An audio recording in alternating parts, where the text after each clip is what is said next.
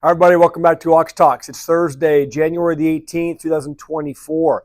Hope you guys are having a productive day today and a productive week overall. I have a couple of stories I want to share with you today that I thought were important. I was just checking the markets earlier. Looks like stock markets across the board closed up considerably higher. But interestingly enough, gold and silver also closed positive. Gold was up $15, $16 by my check. And I think that I found that interesting because the U.S. dollar index was also up considerably, and the 10-year bond sold off. The yields rose. Usually in that environment, you see pressure on the metals, and we didn't get that today. So what I'm thinking is that because we have, again, things let's say, escalating with the Middle East crisis, with the Houthi Yemen situation. I saw something this morning now. Russia's getting involved, suggesting or telling the U.S. that it needs to stop the attacks in Yemen. So this thing is heating up, folks. We need to pay attention to this because we just don't know how this will, how it could impact our safety and security here in the United States of America. We also don't know how this is going to impact the flow and supply of goods and commodities and things that we use in our daily lives. So I think it makes some sense. It's not a panic mode, but it makes some sense to have some supplies set aside. Have some backup food, have some backup water. Am I saying that those things are going to be disrupted? Not necessarily. But look, it's prudent to do that. There are so many uncertainties right now unfolding from every single angle that you could possibly imagine. Yet the stock market continues to roar higher. And if you just clicked on the nightly news and saw that, you'll get some feel-good stories, and you would think everything is great.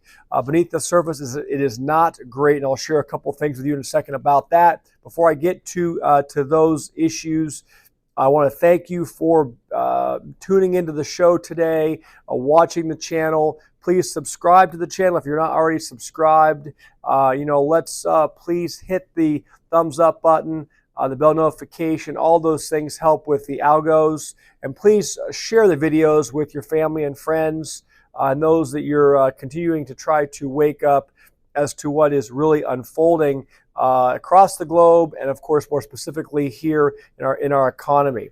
So we talk about the layoffs and how the layoffs were substantial in 2023 and how they're all picking up already in 2024. The article just came out. I saw in the last couple hours, 22 minutes ago, from CNBC. And it says, CNBC. And it says Macy's to cut more than 2,300 jobs.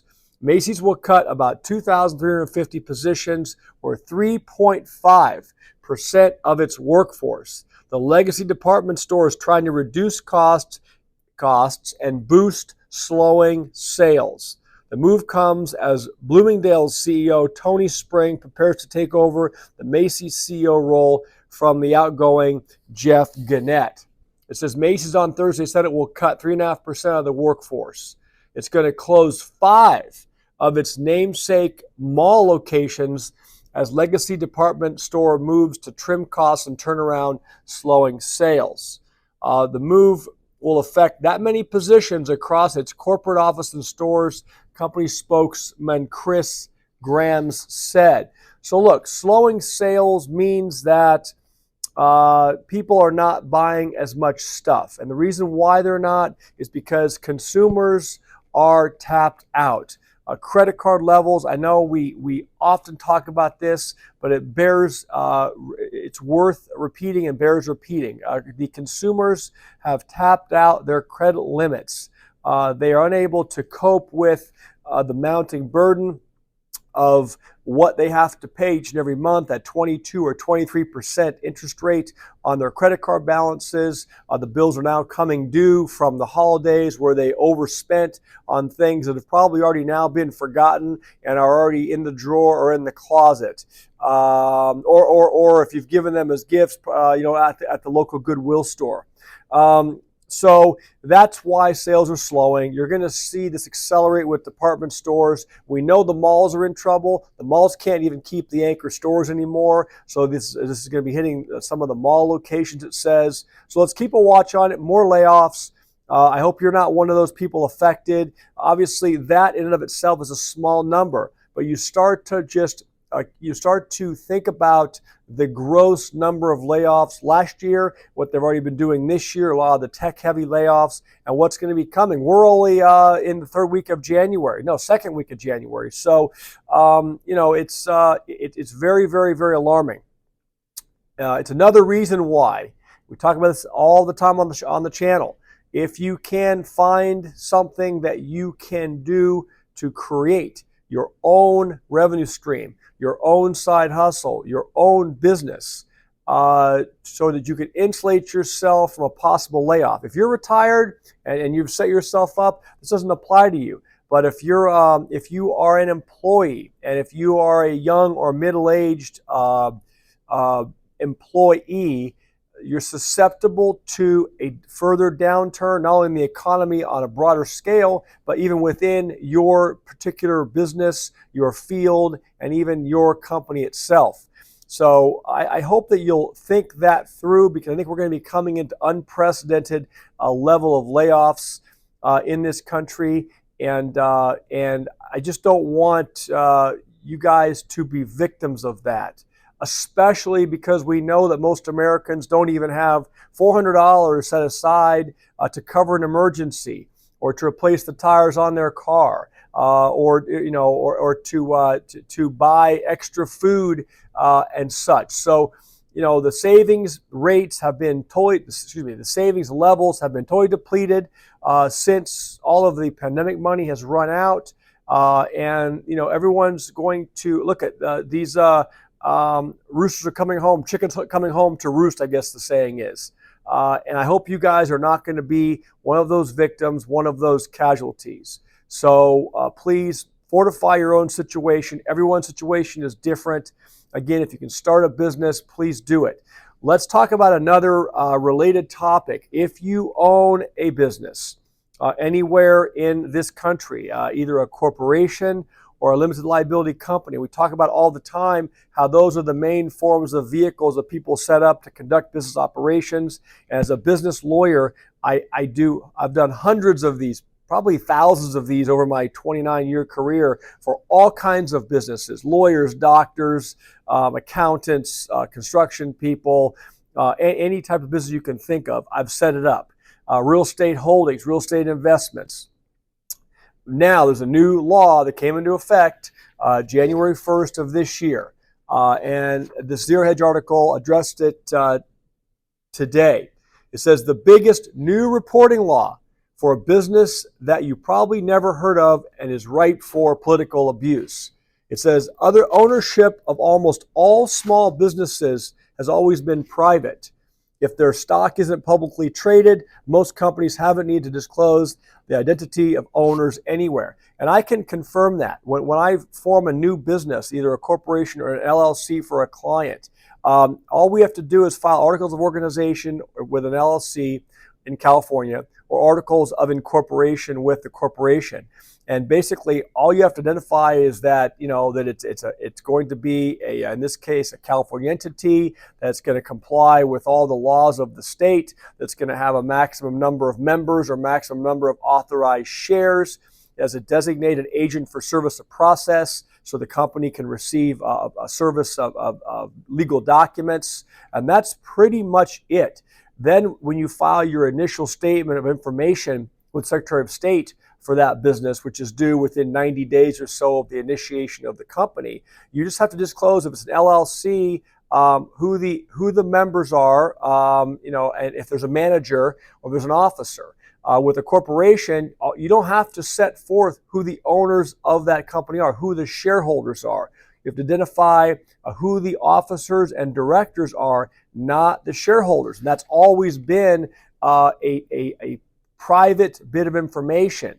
And frankly, in lawsuits where I sue corporations, oftentimes we're deep into the lawsuit conducting discovery before we're able to even uncover who the shareholders are in the companies. And sometimes the shareholders are other companies, and you have layers of ownership. So this new law, it's called the Corporate Transparency Act, the CTA, went into effect January 1st of this year, requires most businesses to identify their beneficial owners. And that's defined as someone who owns at least 25% of the company or who has substantial control over it. Has to be reported to the U.S. Department's Financial Crimes, the U.S. Treasury Department's Financial Crimes Enforcement Network, FinCEN, FINCEN. And there's certainly a high risk of political abuse. It says the new law applies to U.S. corporations, limited liability companies, and any other entities created by the filing of a document with the Secretary of State or any similar office in the U.S. It also applies to corporate companies or to companies formed under the law of a foreign country that has registered to do business in the United States. There are some exceptions to the filing requirements. I was reading the detailed law a bit before reporting on it today. They are specific exceptions, and you can look those up, but there aren't many. The law does not apply to companies with at least 20 full-time employees in the U.S. And that file a U.S. federal income tax or information return showing more than $5 million in U.S. gross receipts or sales for the prior year. So there are some exceptions, but this is going to dramatically change and be a substantial headache for small business owners. Does it mean that you should not start your own small business? Absolutely not. You're going to have to comply with this. I'm going to have to comply with this for my companies, for my law corporation and some other LLCs I have. And we're going to have to just comply with it. Is it an evasion? Certainly is. Are the criminals that don't want to follow the law going to find workarounds like they do with everything else? Absolutely. But us small business owners are going to have to comply with this. This is an estimated 30 million U.S. businesses will now have to file. The file disclosures do not become public, it says, but may be used for law enforcement and national security. The law is intended to help stop and prosecute things like money laundering, tax fraud, terrorist funding, and other illegal activities. The penalties for non-compliance can be harsh. Establishes civil penalties of $500 per day, up to a total of $10,000, and criminal penalties up to 2 years in prison for individuals who willfully fail to file. So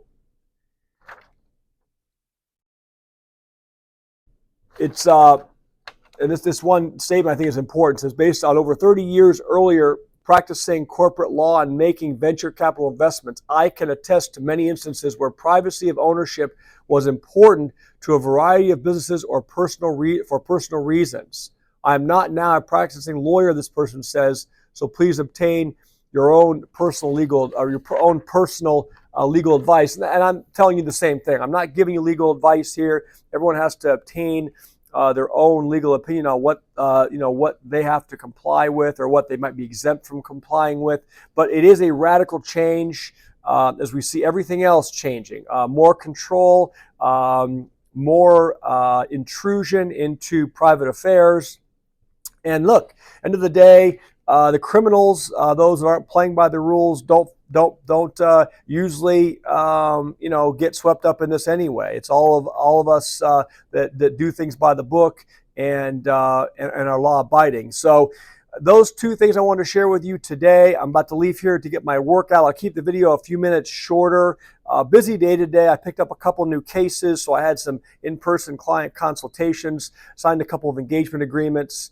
Dealt with filing some court documents today. I'm preparing for a couple of big depositions later next week.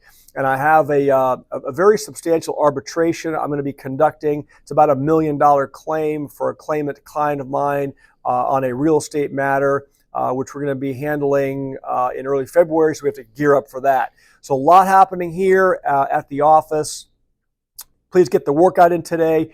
I was talking about getting your steps in, and I'm starting to now count my steps. I'm in this chair, I'm at this desk a lot of hours every day, and it's easy to stagnate. And I'm sure that many of you find yourself in the same position. All of a sudden you're in your chair and 2-3 hours goes by and you haven't even moved. Very, very, very unhealthy for all of us. So what I've done is I have a nice size office here. I've put a little treadmill in my office. I make myself get on that treadmill every day for, even if it's for half an hour, you can always do that, at least 10 minutes, 20 minutes, and just move, get some steps in, get out of your chair, walk around the office.